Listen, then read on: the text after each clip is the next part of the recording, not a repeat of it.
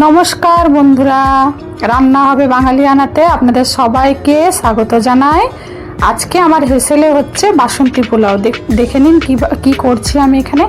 বাসন্তী পোলাও করবার জন্য আমি এখানে গোবিন্দভোগ চাল নিয়ে সেটাকে জলের মধ্যে ভিজিয়ে রেখেছিলাম 1-1.5 ঘন্টা। তারপরে জল থেকে তুলে নিয়ে একটা ঝাড়ি থালায় ঢেলে তাই মানে শুকনো করে নিয়েছি। করে নেওয়ার পরে এই উপকরণগুলো মিশালাম দেখলেন।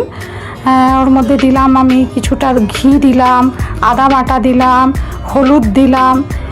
এই সব উপকরণগুলো দিয়ে ভালো করে ওটা মাখিয়ে আমি আবারও কিছুক্ষণের জন্য প্রায় 1/2 ঘন্টা 45 মিনিটের মতো শুকাতে দিয়ে দেবো। এইভাবে ভালোভাবে মাখিয়ে ছড়িয়ে ঝাড়ি থালার মধ্যে রেখে দেবো।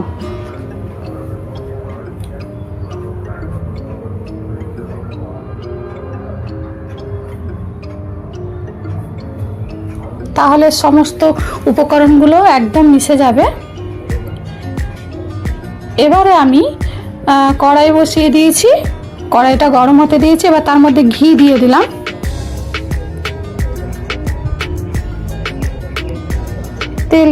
ঘিটা গরম হয়ে এসছে। এবার আমি যেটা করছি সেটা হচ্ছে কাজু ও কিশমিশটাকে একটু ভাজা করে নেব।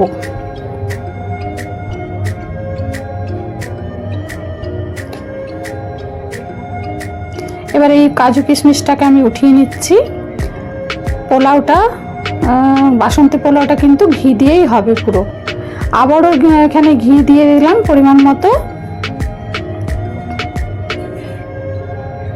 এবারে আমি গোটা গরম মশলা ফোড়ন দিয়ে দিলাম।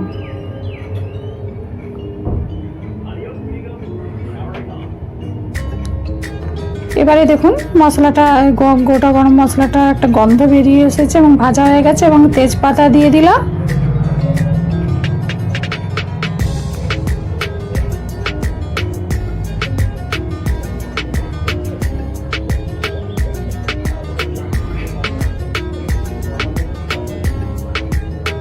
এবার এই বাসন্তী পোলাও করার জন্য যে গোবিন্দভোগ চালটার মধ্যে আমি সমস্ত উপকরণ দিয়ে মাখিয়ে রেখেছিলাম সেটা এখানে ঘিটার মধ্যে ছেড়ে দিলাম। দিয়ে ভালো করে চালটাকে এখানে ভেজে নেব।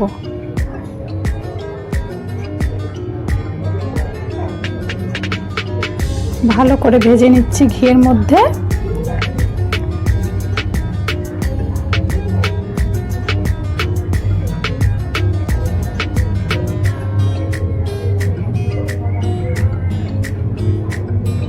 খুব ভালো করে ভেজে নিতে হবে চালটাকে।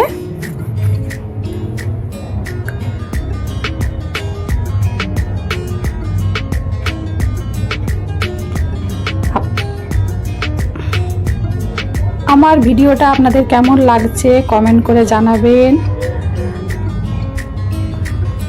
এবারে আমি পরিমাণ মতো জল দিয়ে দিলাম। এখানে হিসাব করে জল দিতে হবে। চালটা যে পরিমাণে নেওয়া হবে তার 1/3 জল দিতে হবে। তো সেই হিসাবে আমি এখানে জলটা দিয়ে দিচ্ছি।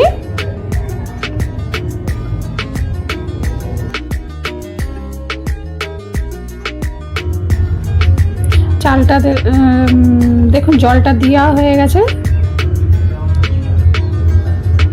চাল অনুযায়ী 1/3 জল হিসাব করে একটা মাপ করে দিতে হয়, নাহলে বেশি জল দিয়ে দিলে এখানে চালটা বেশি সিদ্ধ হয়ে যাবে। এবার অল্প একটু নুন দিয়ে দিলাম ব্যালেন্সটা করার জন্য। এবারে ঢাকা দিয়ে দিলাম সেদ্ধটা হওয়ার জন্য। দেখুন সেদ্ধ প্রায় হয়ে এসছে। এবার যেটা করতে হবে সেটা হচ্ছে পরিমাণ মতো চিনি এবং কাজু কিশমিশটা দিয়ে দিতে হবে। আর নামাবার আগে ঘি দিয়ে দিতে হবে উপর থেকে, সেন্টটা যাতে ভালো আসে। আর চিনিটা যার যেরকম খাবেন সেই অনুযায়ী আপনারা চিনিটা দেবেন, কারণ নিজেদের উপরে নির্ভর করে। এটা আর একটু হলে একদম পুরো ঝরঝরে হয়ে যাবে। আর একটু এটার মধ্যে সময় দিতে হবে। ব্যস্ত